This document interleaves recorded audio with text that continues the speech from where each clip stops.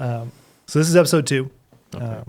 Last week we talked to the what was her title? Supreme Commodore or something. Mrs. Morales Lead from J-Bear Live. designer. With No, an- wait. Lead marketing specialist specializing in graphic design for J-Bear Life Marketing. Yes, with an That's emphasis what in it communication. Yeah, so she came on last week. Yeah. She told us about what's in J-Bear Live. You can apparently learn how to fly. You can do all sorts of crazy things. Oh, actually, Yeah. we have a little poster downstairs. If you guys coming through the front past ECP, you look on that board. It's like the lessons are up there. But it's about to be wintertime, so I don't think they're still doing it. They might, because you can do, seaplanes, right?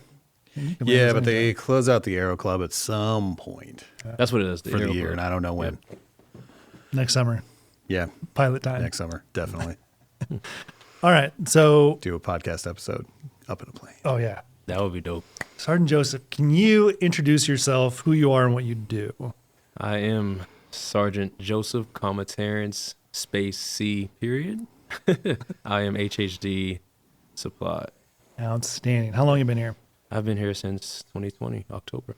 October 2020. Okay. So you got what? One more year left? One more year, off to Korea. Osan. What? Joint Yeah. base, trying to keep the joint base life going. You excited to go to Korea?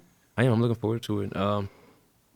I wanted to go. Originally, I wanted to go back home on the East Coast. Okay. I wanted to go to I could have went to Bragg. I didn't want to go to Bragg. I wanted to get like Fort Lee or Fort Meade or Fort Eustis, like one of the Maryland bases. But Korea was my first option for overseas, and I got it.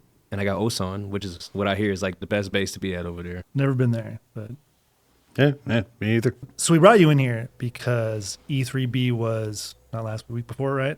Yeah, it was pretty much all of September. Yeah, and Yeah. you successfully I made earned Yes. your expert soldier I badge. made it. I made it. So you have a badge, we have questions, and I figured you'd be a great person to ask about it. Yes, of course. So what is the ESB in your own words? ESB is, of course, Expert Soldier Badge, and it's pretty much knowing the task. I want to say like a little bit of everybody's job to an extent. Medical, you got to know a lot of different medical stuff. Patrol lanes, which could be like camo or dagger, radios, how to use the SKL, and then the weapons. You know, Mark 19, 50 cal, 249, claymores, grenades, Akio, and M4. It's a bunch of stuff. Knowing like not even basic tasks of the military, but just like knowing stuff that you should know how to do as a soldier. So for this one, how many actual tasks did you have?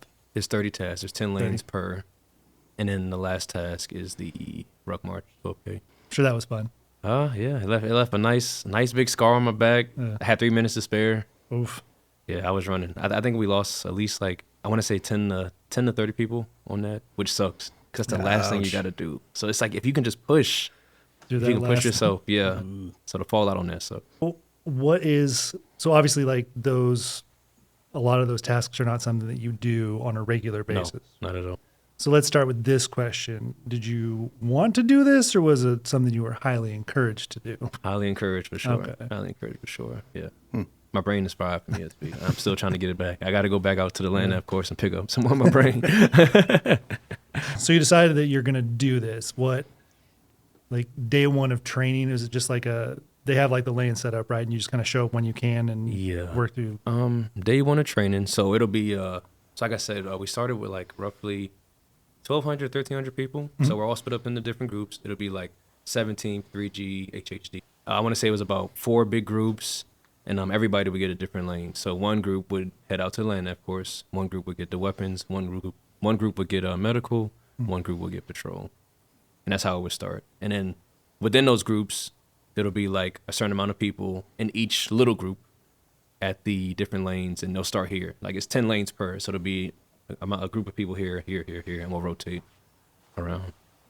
So how long's the training period? It's a couple weeks, right? Like 3 weeks, Okay. roughly, some change, yeah. So once you get through that,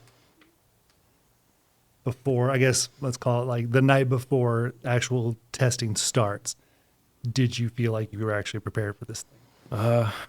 Honestly, I want to say yes. I do feel like I was prepared. You get 2 weeks of training. First week is the instructors pretty much walking you through it. They walk you through everything. you can ask as many questions as you want all the way up until test day. So you can always ask questions. First week is them showing you how to do everything. Like they're giving you what's in the book. They're showing you how to do it. They're also showing you the way that they want to see it. That way, because sometimes a book can be just a little too much. But like, hey, Kay, if you're doing it like this, then you'll be good. Second week is hands. It's pretty much, it can be test conditions.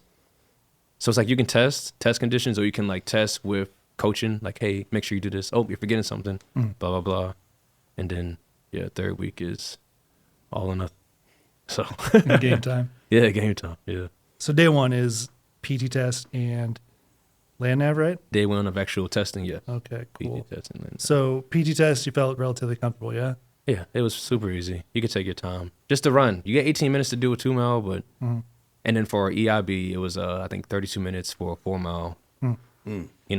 4 miles that's rough. Yeah. That's rough. So shouts out to the dudes that passed that.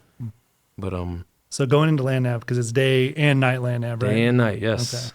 And you got to pass both. You got to pass both. It's bears. They are bears and moose out there. It was one point because you do land nav 3 times. First time is in groups. Second time is preferably by yourself, so that way you can be ready for actual test day. Third time is actual testing, and man, daytime is of course is smoother than nighttime, right? Because nighttime everything just looks so much different, but daytime, man, like you're just walking and you could look to your right or to your left, and there's like a bull moose like right there, and I have the videos on my phone, like I can show you like there's videos on my phone. Nope. So much for trying to go this way on land now. I think test day, I was doing the daytime land nav. I'm walking up this hill, and like I'm like looking at my map because I'm like trying to make sure everything's right. And then as I pull the map down, there's like a bear not even like 30 meters away from me, just like kind of sniffing around in the grass. And there's a dude that's walking up on the opposite side, coming towards me, and I'm like not saying nothing. I'm just trying to like, hey, like bear, like there's a bear. Like I wish I knew like the hand signal for bear, but I'm just like this bear.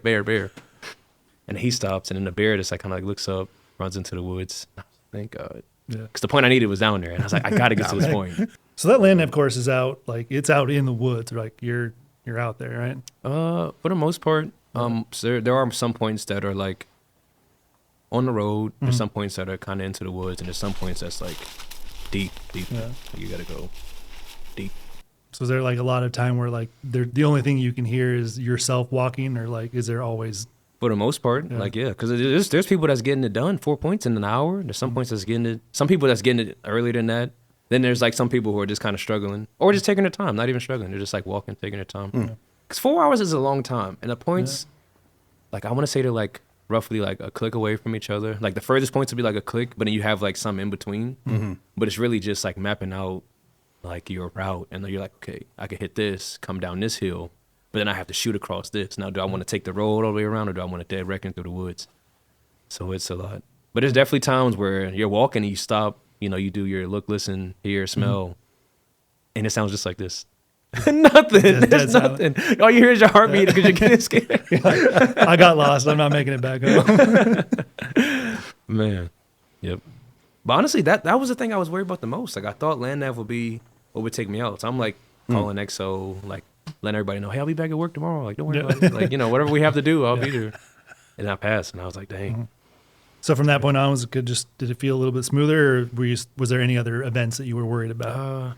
Definitely more events. It was a huge confidence boost. 'Cause like I said, like land nav was a thing. I was like, if I can get past land nav, I would say my chance of getting ESB is like 70%. Right. Because I was mainly worried about that. I was like, I've never been good at land nav.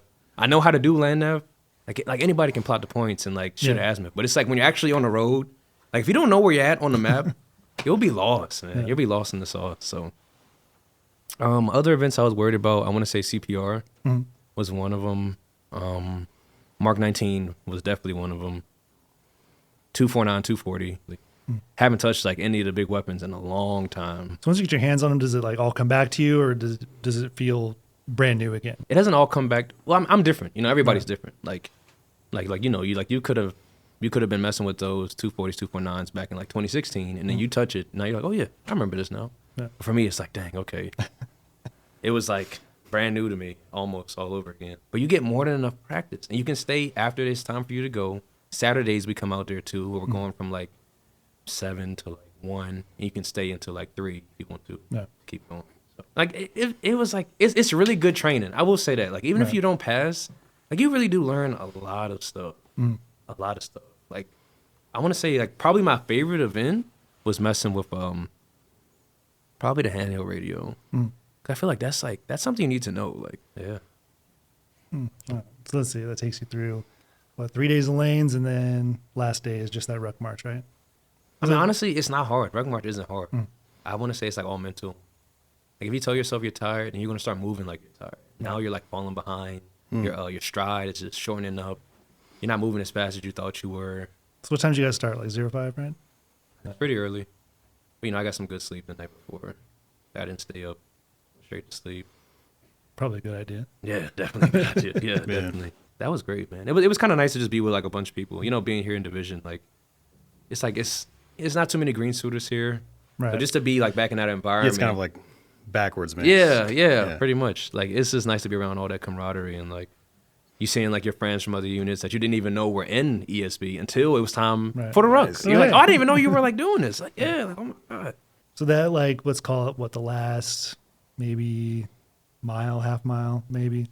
Like in your head, they're like really starting to sweat that you're not going to make it, or like where's your head go? Because it's a ruck march. You got time to think. That last like mile, I looked at the time. It's like 7:40ish, and I'm like, dang, I got 20 minutes. It's getting close. It's getting close. And I was like, if I walk this, I could potentially make it. I just started sprinting, man. Once I got to the finish line, it was 3 minutes left. I was like, thank God. Yeah, like you a couple. So you got done at 8. The ceremony's at a couple hours maybe to Actually go kind of through. mentally process like, I actually did this thing. Oh yeah, for sure, man, for sure. And I mean, it was kind of cold too. It was windy, I think, a little bit that day. Yeah. Just standing on the parade field, I was just like, dang, like I really did it. And I doubted myself. I really doubted myself. It was kind of rough because our feet are hurting and we're waiting for like, I think we were out there for like at least 1:30 to 2 hours. Just like waiting for it to start. And I'm like, dang, nowhere to sit. Unless you want to sit on your ruck. But my back's already hurting. My feet hurt. Would you do it again? Would I do it again, knowing what I know about it? Honestly, no, I don't think I would. Nah, I probably wouldn't do it again. I'm trying to think of like, would I really do it again? Nah.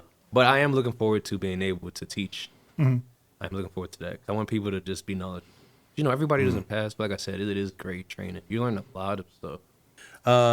Okay. If you could sum it up in like, say 30 seconds or less. Like, let's say, hypothetical elevator Your ride replacement. convince you. Your replacement gets your here. replacement. There Your you go. replacement is a fresh PV2 straight yeah. out of AIT. And they're like, Big Sarn, how do I get ahead? Yeah. And you've got And you're basically like this much time to just, It's 3 weeks good training that you might need one day. And I recommend you going, even if you don't pass or do pass. Because it can save your life, somebody else's life.